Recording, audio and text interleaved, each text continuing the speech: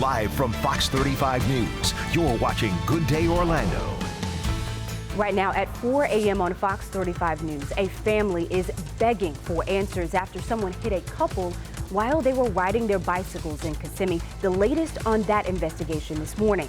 Plus, Vice President Kamala Harris meets with state lawmakers to discuss concerns over Florida's new abortion law, what the VP had to say and why GOP leaders say her comments undermined the Supreme Court's ruling. And a resupply mission on its way to the International Space Station this morning, when it's expected to arrive, coming up.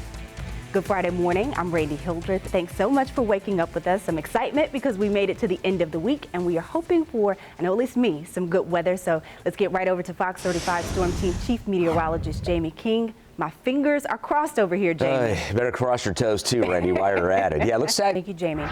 Developing this morning, the search is on to find the driver who investigators say hit a couple while they were riding their bikes. It happened in Kissimmee. The man and the woman are recovering this morning. That's the good news. Fox 35's Valerie Boyd spoke with the family and friends who are desperate for answers.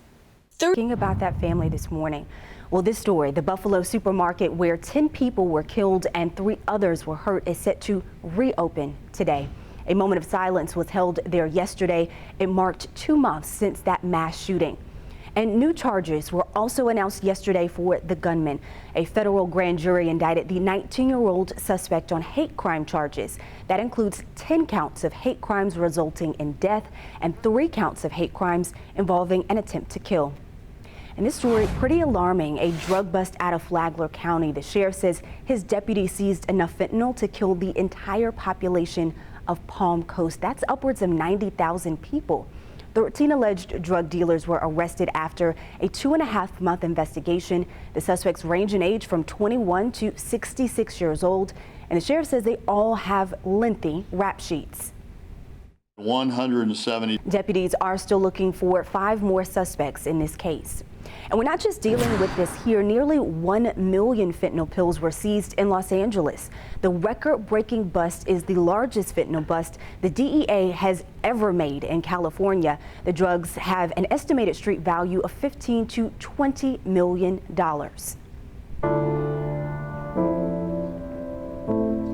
President Donald Trump's first wife, Ivana, has died. She was 73 years old. The former president announced her death on his social media platform. The couple married in 1977 and had 3 children together. At this time, her cause of death has not been released.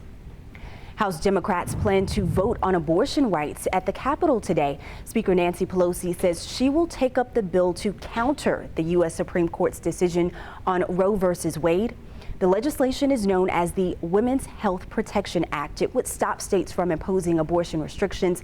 The bill, though, is not expected to pass the Senate.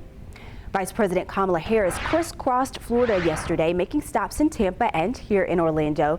The big topic, Florida's new abortion law. Republicans claim her comments are undermining the U.S. Supreme Court decision. Fox 35's Alina Shirazi has more. And see more from the Vice President's visit to Central Florida on the Fox 35 News app. It is one of the top stories on our homepage.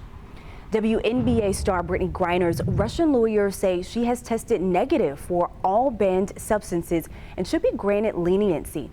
Authorities allegedly found marijuana oil in her luggage at a Moscow airport back in February. She faces up to 10 years in prison. The State Department suggests her arrest was a result of America's opposition to Russia invading Ukraine. It says negotiations for her release are underway. But the Russians say the legal process needs to play out before any talks about a prisoner swap can begin. From Fox 35 Mission Control, a SpaceX Dragon spacecraft is now on its way to the International Space Station. 3, 2, 1, engine ignition. And liftoff. Well, those never get old. The SpaceX Falcon 9 lifted off from Kennedy Space Center just before 8:45 last night. This is the company's 25th resupply mission to the ISS. The capsule is scheduled to dock at 11:20 tomorrow morning. The next launch from the Cape is this Sunday at 10:50 a.m. It's another SpaceX mission with a Falcon 9 rocket set to carry Starlink satellites into orbit. We're next on Good Day Orlando. A whole family of pythons caught in a South Florida preserve. How wildlife officials were able to track them down, and officials getting ready to survey the damage left behind by massive flooding in Virginia. The latest on the recovery when we come back.